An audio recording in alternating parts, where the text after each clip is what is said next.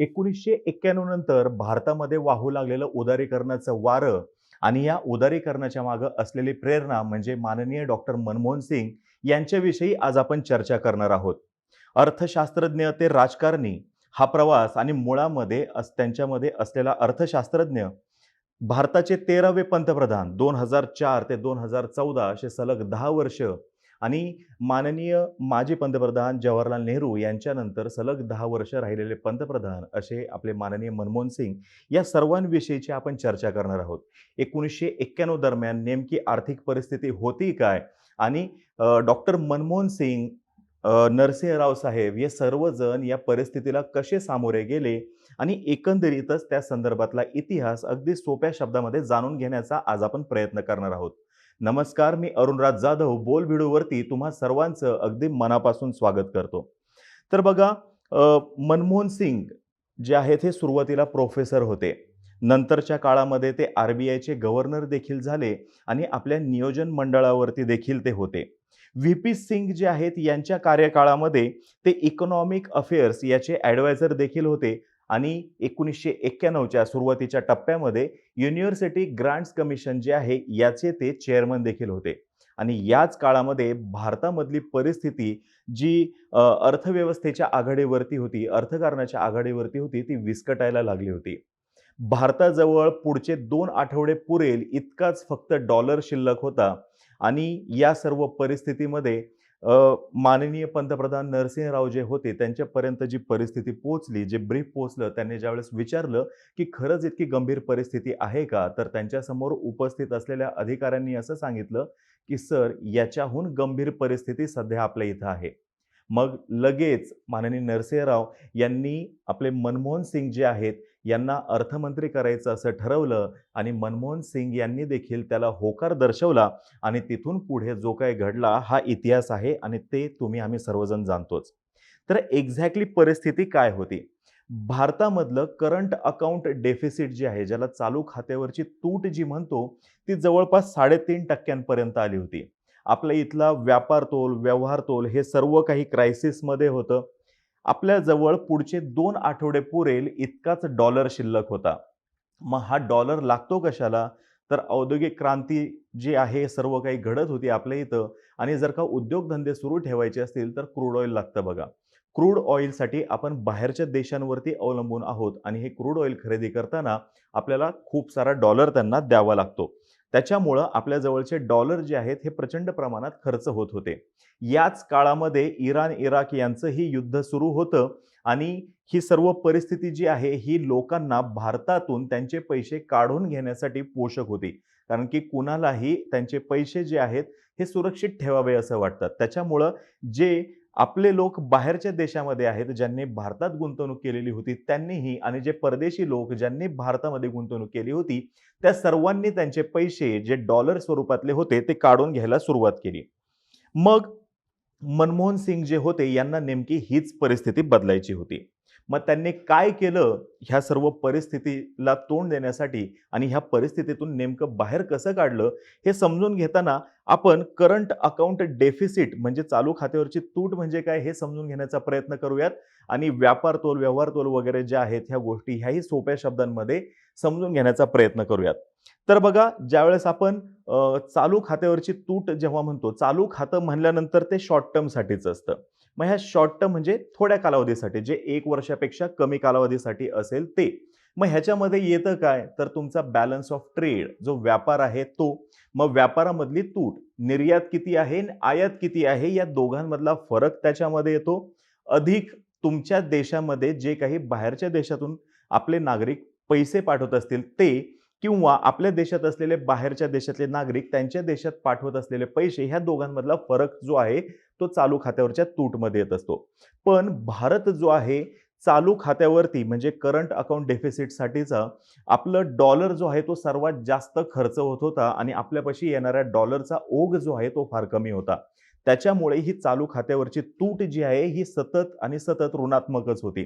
जास्तीत जास्त ऋणात्मकच होती. ही एक परिस्थिती म्हणजे आपल्याला डॉलर जास्त खर्च करावा लागत होता, येण्याचं प्रमाण फार कमी होतं.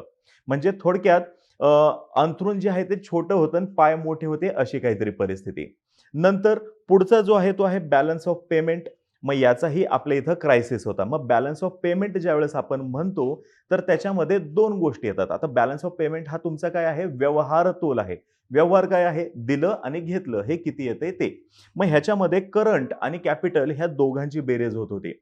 मग करंटच्या आघाडीवरती मी तुम्हाला आत्ता सांगितलं तसं ऋणात्मकच परिस्थिती होती आणि कॅपिटल जे आहे, जे लाँग टर्मसाठीची इन्व्हेस्टमेंट आहे, ती देखील भारतामध्ये येत नव्हती. कारण की खूप सारे जण डॉलर्स जे आहे ते काढून घेण्याच्या परिस्थितीमध्ये होते.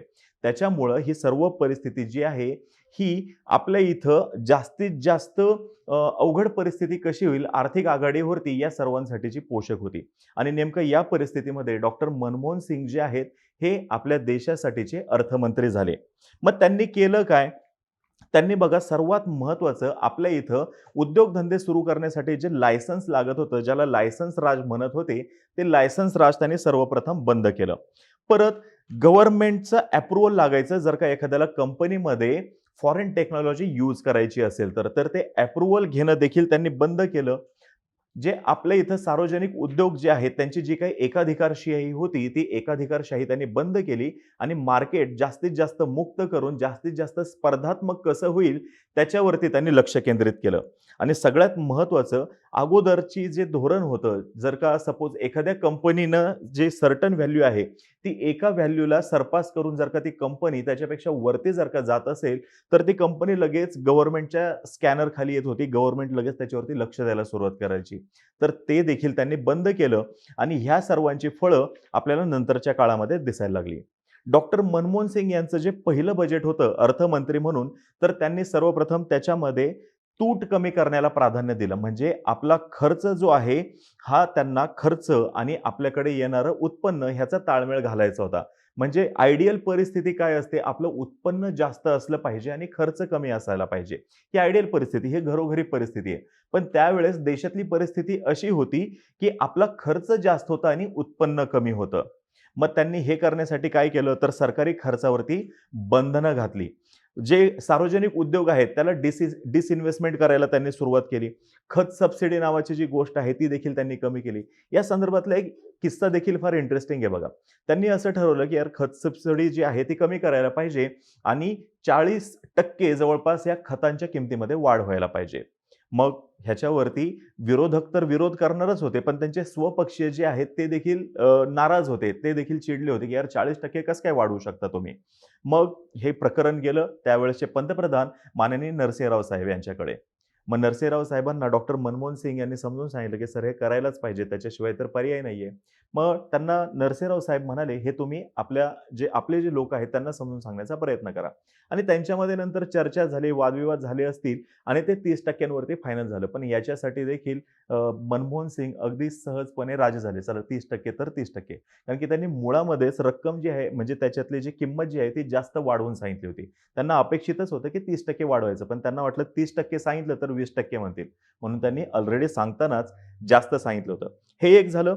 नंतर त्यांनी रुपयाचं अवमूल्यन केलं. जवळपास 19% त्यांनी रुपयाचं अवमूल्यन केलं. रुपयाचं अवमूल्यन केल्यामुळं झालं काय? म्हणजे सपोज एखादा माणूस जर का आपल्या इथं डॉलर गुंतवतोय. मग त्याची अपेक्षा काय? मी $1 गुंतवला तर भारतामध्ये त्याचे ₹50 होतायत. बरोबर आहे. पण त्याला जर का त्यांनी गुंतवलेल्या डॉलरवरती ₹50 च्या ऐवजी जर का ₹52 भेटत असेल, तर त्याला ते अजून इंटरेस्टिंग आहे. कारण की त्याला त्याच्यातून नफा जास्त मिळतोय. मग त्यांनी केलं काय? हे इंटरेस्टिंग केलं. रुपयाची किंमत कमी झाल्यामुळं फॉरेन जे प्लेयर्स होते, त्यांना आपल्या इथं गुंतवणूक करणं जास्त सोपं झालं. त्यांना त्याच्यात जास्त फायदा दिसायला लागला. आणि ह्याच्यामुळं झालं काय? तर निर्यात देखील स्वस्त झाली आणि आपल्या इथं डॉलरचा फ्लो जो आहे तो वाढायला लागला. पण जर का निर्यात स्वस्त झाली तर इम्पोर्ट महाग तर होणारच आहे. मग इम्पोर्ट महाग झालं, पण त्यांनी पेट्रोल आणि डिझेल वापरकर्त्यांना त्याच्यातून काही दिलासा भेटणार नाही याची तर तजवीज केलीच. पण गरिबांसाठीचं जे केरोसिन आहे, ज्याला आपण रॉकेल म्हणतो, त्याची किंमत मात्र त्याने जितकी जास्तीत जास्त स्टेबल ठेवता येईल आणि गरीब लोकांना ह्याच्यामध्ये होरपळून जाऊ नये म्हणून त्यांनी त्याच्यावरती जास्तीत जास्त लक्ष ठेवलं. आता हे सर्व जर त्यांनी केलं त्याच्यामुळं झालं काय? 1991-92 मध्ये जे आपल्या इथं $132 मिलियन होते, ते 95-96 पर्यंत जवळपास $5.5 बिलियन पर्यंत झाले. जे की आजच्या दिवशी जवळपास $650 बिलियन आसपास आपल्याकडं परकीय गंगाजळी आहे. हे त्यांनी अर्थमंत्री असताना केलेल्या ह्या सर्व गोष्टी. नंतर ज्यावेळेस त्यांना पंतप्रधान पदाची संधी भेटली, त्यावेळेस देखील त्यांनी स्पेशल इकॉनॉमिक झोन नावाची गोष्ट 2005 मध्ये इंट्रोड्यूस केली. आपल्या इथं त्यांनी आर-टी-आय 2005 च्या आसपास आणला आणि नरेगा महात्मा गांधी रोजगार हमी योजना 2005 मध्ये रोल आउट केली. आता स्पेशल इकॉनॉमिक झोन जे आहे, स्पेशल इकॉनॉमिक झोन हे टॅक्स हेवन असल्यासारखं होतं. स्पेशल इकॉनॉमिक झोनचा उद्देश जास्तीत जास्त डॉलर्स, परकीय चलन मिळवणं हा होतं. परंतु आपल्या इथं जे लूपहोल शोधण्याची जी पद्धत आहे, सर्वप्रथम लूपहोल शोधले जातात. त्याच्यामुळं हे स्पेशल इकॉनॉमिक झोन, विशेष आर्थिक क्षेत्र जे आहे, हे इतकं वर्कआउट नाही झालं. पण सॉफ्टवेअर वगैरेच्या संदर्भात त्याने मात्र जोरदार प्रगती केलेली आपल्याला दिसते. याचबरोबर माननीय पंतप्रधान अटल बिहारी वाजपेयी जे होते, यांच्या काळामध्ये जे सर्व शिक्षा अभियान राबवलं गेलं होतं, त्या सर्व शिक्षा अभियानामध्ये त्यांनी देखील जास्तीत जास्त इम्प्रूव्हमेंट करण्याचा प्रयत्न केला.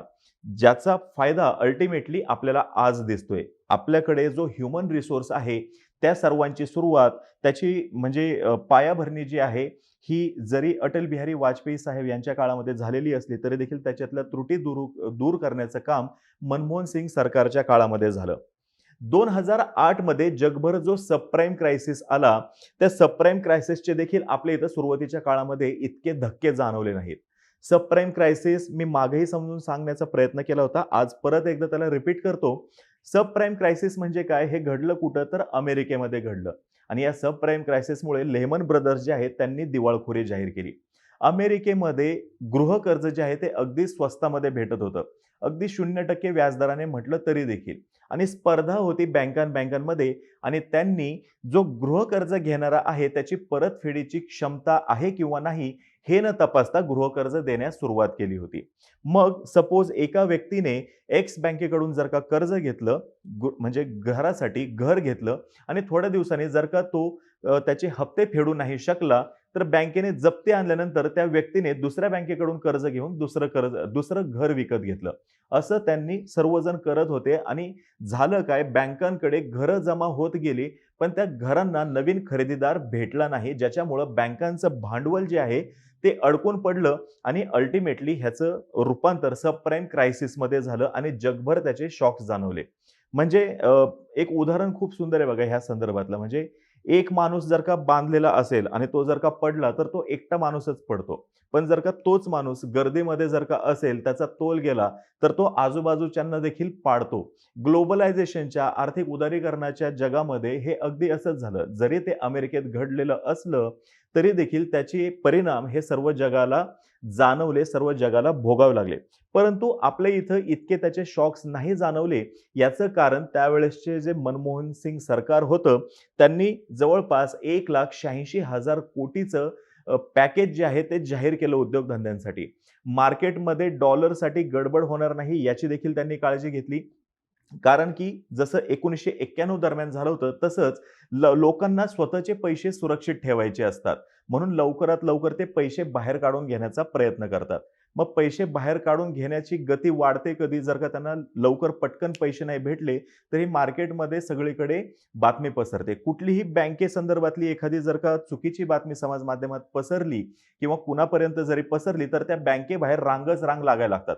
परंतु बँकेजवळ त्या सर्वांचे पैसे देण्यासाठी त्या दिवशी, त्या क्षणी तितकी अमाउंट नसते. अगदी तसंच गुंतवणूकदारांचं देखील आहे. ज्यावेळेस कुठलेही गुंतवणूकदार एखाद्या देशामध्ये गुंतवणूक करतात, तर त्यांची अपेक्षा हीच असते की त्यांचे पैसे सुरक्षित राहावेत आणि त्याच्यावरती थोडेफार रिटर्न्स भेटावेत. जर का रिटर्न्स भेटणार नसतील, आहे तेवढे तरी भेटले पाहिजेत. आणि हे जर का कुठे डिस्टर्ब होत असेल, तर ते पटकन पैसे काढून घेण्याचा प्रयत्न करतात. 1991 ला जे आपण उदारीकरण सुरू केलं होतं, त्या सर्वांची फळं नंतरच्या काळामध्ये आपल्याला चांगलीच उपभोगायला भेटली बघा. खूप साऱ्या फॉरेन प्लेयर्सनी एफ-डी-आयच्या माध्यमातून आपल्या इथं गुंतवणूक केली, ज्याच्यामुळं आपला व्यवहार तोल जो आहे हा पॉझिटिव्हमध्ये गेला होता. एफ-डी-आयच्या फॉर्ममधून येणारा जो डॉलर आहे किंवा परकीय चलन जे आहे, हे खूप सारं आपल्या इथं जमा झालं होतं. परंतु या सबप्राईम क्रायसिसमुळं त्या सर्वांनी पटापट त्यांचा डॉलर जो आहे तो काढून घेण्याचा प्रयत्न चालवला होता. मग अशा वेळेस त्यावेळेसच्या सरकारने मार्केटमध्ये जास्तीत जास्त डॉलर उपलब्ध करून दिला, की ज्याच्यामुळं रुपया जो आहे तो जास्तीत जास्त कोसळणार नाही किंवा रुपया फ्री फॉलमध्ये कोसळणार नाही. आता रुपयाचं जे किंमत आहे ही कमी किंवा जास्त किंवा पैसा स्वस्त किंवा महाग हे ठरतं कशावरती? तर त्या पैशाचा व्याजदर किती आहे याच्यावरती ठरतं. सपोज रुपया जो आहे हा महाग होतो किंवा रुपया डॉलर समोर गडगडतो. म्हणजे होतं काय? तर सपोज एक्स, वाय, झेड या 3 कंपन्या भारतामध्ये आल्यात. ठीक आहे. या कंपन्या भारतामध्ये गुंतवणूक करण्यासाठी आलेल्या आहेत. प्रत्येकजण स्वतःसोबत काही डॉलर्स, काही लाख डॉलर्स स्वतःसोबत घेऊन आला असेल. मग त्यांनी इथं काम सुरू केल्यानंतर ते प्रत्येकाला डॉलर नाही देऊ शकत. त्यांना रुपये द्यावे लागतील. मग त्यांना त्यांना जितके पाहिजेत इतके रुपये कोण देऊ शकतं? तर ऑफकोर्स ते जातील आर-बी-आयकडं. मग एक्स, वाय, झेड हे तिघंजण थांबलेले आहेत आणि ते आर-बी-आयच्या अधिकाऱ्याला म्हणतायत, "हे डॉलर घ्या आणि आम्हाला रुपये द्या." ही परिस्थिती सपोज इमॅजिन करा तुम्ही. मग एक्स थांबलेला आहे. मला डॉलर हे घ्या साहेब आणि रुपये द्या. मग त्यांना जर का आर-बी-आयच्या समोरच्या अधिकाऱ्याने सांगितलं, की आजच्या दिवशी ₹60 रेट आहे. $1 बरोबर ₹60 आम्ही देतोय. चालेल का? त्यांनी होकार दिला आणि त्यांच्या बाकीच्या गप्पा सुरू झाल्या. मग वाय काय म्हणला, "ओ साहेब, खूपच वेळ चाललाय तुमचा. एक काम करा, ₹58 नी माझी तयारी आहे. मला पटकन द्या. मला जाऊ द्या इथून. मला कामं करायची आहेत." मग झेडवाला म्हणला, "साहेब, माझी 55 साठीचीही तयारी आहे. मला पटकन जाऊ द्या." म्हणजे काय? तिघांचीही रिक्वायरमेंट काय आहे? रुपया पाहिजे त्यांना. डॉलर घ्या आणि रुपया द्या. मग अशा परिस्थितीमध्ये मागणी कुणाची जास्त आहे? रुपयाची जास्त आहे. मग रुपया जो आहे हा वधारायला सुरू करतो डॉलरच्या तुलनेमध्ये. पण ज्यावेळेस लोकं सगळे पटापट डॉलर काढून घ्यायला लागतात, त्यावेळेस परत हे एक्स-वाय-झेड येतील, बँकेसमोर उभं राहतील आणि म्हणतील, "साहेब, हे काय करा, तुमचे रुपये घ्या आणि आम्हाला आमचा डॉलर रिटर्न द्या." मग परत तीच परिस्थिती. मग आर-बी-आयचे अधिकारी काय सांगतील, "आजच्या दिवशी आम्ही $1 बरोबर ₹55 ह्या हिशोबाने चालू आहे व्यवहार आमचा. मग आम्ही तुम्हाला 55 आम्ही तुमचे घेऊ आणि तुमचा $1 रिटर्न देऊ." मग त्यांच्या परत गप्पा सुरू झाल्या. वाय म्हणला, "साहेब, ₹60 घ्या, पण माझा डॉलर रिटर्न द्या." झेड म्हणला, "साहेब, 65 घ्या, पण मला माझा डॉलर रिटर्न द्या." मग या परिस्थितीमध्ये आता रिक्वायरमेंट किंवा मागणी जास्त कुणाची आहे? तर डॉलरची आहे. मग आता रुपया खाली-खाली यायला लागतो आणि डॉलर वर-वर जायला लागतो. ही सर्व परिस्थिती जी आहे, रुपया जास्तीत जास्त फ्री फॉलमध्ये नाही गडगडू द्यायचा असेल, तर मार्केटमध्ये डॉलर पोअर करणं जे आहे, ते गरजेचं होतं. म्हणजे की एकाच वेळेस एक्स, वाय, झेड सगळेच्या सगळे एकाच वेळेस रांगेत येऊन उभं राहणार नाही. हे सर्व त्यांनी त्या काळामध्ये केलं. मग त्यांनी जे काही केलं, ह्या आर्थिक सुधारणा जे काही केल्या, त्याची फळं जी आहेत आपण सर्वजण उपभोगतोच आहोत. आपण त्या काळामध्ये जगातली क्रमांक 2 ची फास्टेस्ट ग्रोइंग इकॉनॉमी होतो.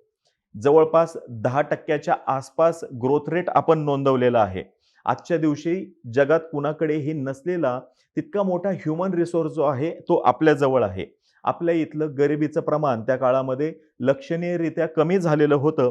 टेलिकॉम सेक्टर म्हणा किंवा सॉफ्टवेअर सेक्टर म्हणा किंवा ऑटोमोबाईल सेक्टर म्हणा, हे सर्वजण बूममध्ये होते आणि ह्या सर्वांचं श्रेय अल्टिमेटली 1991 ला जे काही उदारीकरण, जागतिकीकरण, खाजगीकरण हे सर्व जे काही सुरू केलं होतं, त्याला आणि डॉक्टर मनमोहन सिंग यांना प्लस माननीय पंतप्रधान त्यावेळेसचे नरसिंह राव यांना, या दोघांनाही बरोबरीने द्यायला पाहिजे.